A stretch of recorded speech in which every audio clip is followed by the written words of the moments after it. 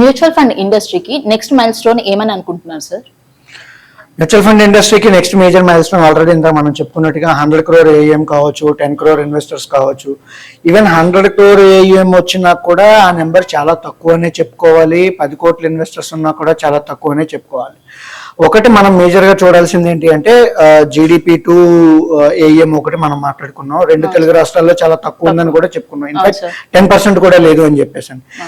దాన్ని ఇంకోలా చెప్పాల్సి వచ్చినప్పుడు ఏంటి అంటే బ్యాంకుల్లో ఉన్నటువంటి డిపాజిట్ల తాలూకా సంఖ్య ఏదైతే ఉందో 2.5 crores అంటే 2,50,00,000 కోట్ల రూపాయలు బ్యాంకుల్లో ఉన్నాయి. అందులో సుమారు 60 లక్షల కోట్లు స్టేట్ బ్యాంక్ ఆఫ్ ఇండియా దగ్గరే ఉన్నాయి.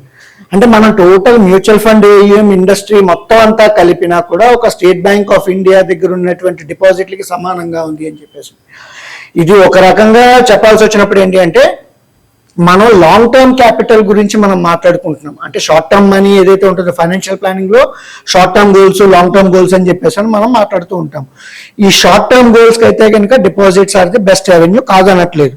బట్ లాంగ్ టర్మ్ గోల్స్ గురించి మనం మాట్లాడుకునేటప్పుడు ఏవైతే ఉన్నాయో అలాంటి డబ్బులు కూడా బ్యాంకుల్లో దాచుకోవడం అనేటువంటిది కొంతవరకు కరెక్ట్ కాదు, అన్ప్రొడక్టివ్ అని చెప్పేసి చెప్పుకోవచ్చు. ఈవెన్ దాచుకున్నా కూడా you will be getting only 6 to 7% of return. Long run లో మనం చూద్దాం అనుకునేటువంటి వాటికి ఈ షార్ట్ రిటర్న్స్ అనేటువంటివి కరెక్ట్ కాదు. చిన్న మన కామన్ అనాలజీలో చెప్పాలి అనుకునేటప్పుడు ఇక్కడ నుంచి ఢిల్లీకి వెళ్ళాలి అన్నా, లేదంటే ఇక్కడ నుంచి లాంగ్ ప్రదేశానికి వెళ్ళాలి అంటే అయితే ట్రైన్లో వెళ్ళాలి, లేకపోతే ఫ్లైట్లో వెళ్ళాలి. అలా కాకుండా నేను సైకిల్లో వెళ్తాను, బుల్లెట్ కార్ట్లో వెళ్తాను అనేటువంటి పద్ధతుల్లో ఆలోచించుకుంటే కనుక ఈ క్యాపిటల్ ఎప్రిసియేషన్ అనేటువంటిది ఫాస్ట్గా అయ్యేటువంటి అవకాశం ఉండదు. And at the same time మనం చేరాలి అనుకుంటున్నటువంటి ఆర్థిక లక్ష్యాలు ఏవైతే ఉన్నాయో కొంచెం బెటర్ ఈల్డ్ ఇచ్చేటువంటి తాలూకా ఇన్వెస్ట్మెంట్స్ ఆప్షన్స్ లో పెట్టుకోగలిగితే దట్ వుడ్ బి బెటర్ అని చెప్పేసి. ఇది మాత్రమే కాకుండా టోటల్ రియల్ ఎస్టేట్ తాలూకా అమౌంట్ గురించి అండ్ గోల్డ్ గురించి మనం చెప్పుకున్నా, వాటిని వీటిలో కన్వర్ట్ చేసుకున్నా కూడా ఆబ్వియస్లీ ఇప్పుడు మనం చెప్పుకుంటున్నటువంటి 100 కోట్ల మార్క్ ఈజీగానే అచీవ్ చేయగలుగుతాం. అండ్ ఇంకోటి ఇప్పుడు ఈ 10 lakh crores NPS లో ఉంది, సుమారు 14 లక్షల కోట్లు EPF లో ఉంది. సో చాలా మంది ఎంప్లాయీస్కి ఏంటి అంటే కనుక ఓన్లీ నా ఎంప్లాయీ ప్రావిడెంట్ ఫండ్ నుంచి వచ్చేది రిటైర్మెంట్ కార్పస్ కింద అని చెప్పేసి చూసుకుంటున్నారు. అలా కాకుండా మ్యూచువల్ ఫండ్స్ లో కూడా కొన్ని రిటైర్మెంట్ అవెన్యూ కోసం మనం పార్క్ చేసుకోవడం, ELSS స్కీమ్స్ లాంటివి కావచ్చు, long term oriented mutual funds ఏవైతే ఉంటాయో వాటిల్లో ఇన్వెస్ట్ చేసుకున్నా కూడా you will be able to get decent retirement corpus అని చెప్పేసి. ఇప్పుడు EPF లో ట్యాక్స్ బెనిఫిట్ అనేది ఉంది కాదనట్లేదు, still you will be getting 8% or 9% అనేటువంటిది వస్తుంది. బట్ దీర్ఘకాలంలో వడ్డీ రేట్లు తగ్గుతాయి అనుకునేటప్పుడు రాబోయే 10 ఏళ్లలో 8% కాస్త 5%కో 6%కో వచ్చే అవకాశం ఉంటుంది. అలాంటప్పుడు కూడా మనకి మంచి రిటర్న్స్ రావాలి అనుకునేటప్పుడు obviously we need to move towards some sort of risky assets అని చెప్పేసి చెప్పుకుంటున్నాం.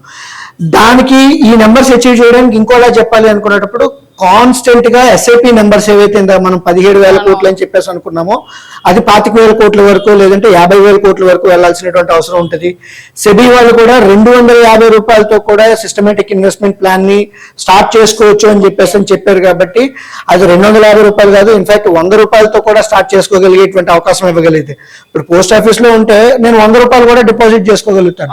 ఒక బ్యాంక్ లో RD స్టార్ట్ చేయాలంటే 100 రూపాయలతో కూడా స్టార్ట్ చేసుకోగలుగుతాను. అదే రకంగా ఈవెన్ 100 రూపీస్తోనో 250 రూపీస్తోనో మినిమం SIP టికెట్ సైజ్ అనేటువంటిది పెట్టగలిగితే బాగానే ఉంటుంది అని చెప్పేసి. అండ్ ఇప్పుడు ఈ గ్రోయింగ్ మిడిల్ క్లాస్ అని చెప్పేసి నిన్న మనం మాట్లాడుకున్నాం నిన్నటి షోలో చూసుకుంటే. ఈ గ్రోయింగ్ మిడిల్ క్లాస్ ఫ్యామిలీస్ వాళ్ళందరూ కూడా ఒక మ్యూచువల్ ఫండ్స్ లో ఇన్వెస్ట్మెంట్స్ అనేటువంటిది అట్లీస్ట్ ఒక 20% 30% of their savings mutual funds లో ఉంటే గనక దట్ వుడ్ అంటే ఇప్పుడు మనం అనుకుంటున్న నెంబర్లు ఈజీగా అచీవ్ చేయగలుగుతాము. నెక్స్ట్ ఈ ఇన్వెస్టర్ అవేర్నెస్ ప్రోగ్రామ్స్ అనేటువంటివి పర్సనలైజ్డ్ లెవెల్లో ఉండగలిగితే కనుక దట్ వుడ్ బి గ్రేట్. దానికోసం మనం మనీ అను షో అనేటువంటిది కూడా స్టార్ట్ చేసాము. సో ఇండివిజువల్ కి ఫైనాన్షియల్ ప్లానింగ్ ఎలా ఉండాలి, దాంట్లో మ్యూచువల్ ఫండ్స్, తర్వాత చిట్ ఫండ్స్ కావచ్చు, రియల్ ఎస్టేట్ కావచ్చు, గోల్డ్ కావచ్చు, వాటిని ఎలా వాడుకుంటే వాళ్ళ ఆర్థిక లక్ష్యాలను చేరగలుగుతారు అనేటువంటిది ఒకటి మనం చూసుకుంటున్నాము. నెక్స్ట్ వచ్చేటప్పటికి ఏంటంటే ట్యాక్స్ బెనిఫిట్స్ అనేటువంటివి ఇవ్వగలగాలి.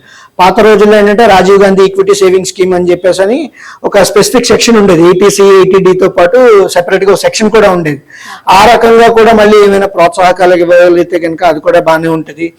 అండ్ ఇది మాత్రమే కాకుండా ట్యాక్స్ ఆర్బిట్రాజ్ ఏదైతే ఉంటుందో ఆ ట్యాక్స్ ఆర్బిట్రాజ్ ని కూడా మళ్ళీ ఒక రకంగా ప్రోత్సహించగలిగితే that would be great. But problem ఎక్కడ వస్తుంది అంటే కనుక ట్యాక్స్ లో కూడా న్యూ రెజిమ్ ఓల్డ్ రెజిమ్ అని చెప్పేసి పాలనా సెక్షన్లు అనేవి తీసేస్తున్నారు. ఏటీసీలో కాదు, ఏటీడీ కాదు, నువ్వు ఎంత సంపాదించుకుంటావు దాంట్లో అమౌంట్ అనేటువంటిది ట్యాక్స్ పే చేసే అనేటువంటి పద్ధతుల్లో వెళ్తున్నప్పుడు ఈ టైప్ ఆఫ్ ట్యాక్స్ షాప్స్ అనేటువంటి గవర్నమెంట్ ఇస్తుందో లేదా అనేటువంటిది మనం ఇప్పుడప్పుడే చెప్పలేమని చెప్పేసి చూస్తున్నాం.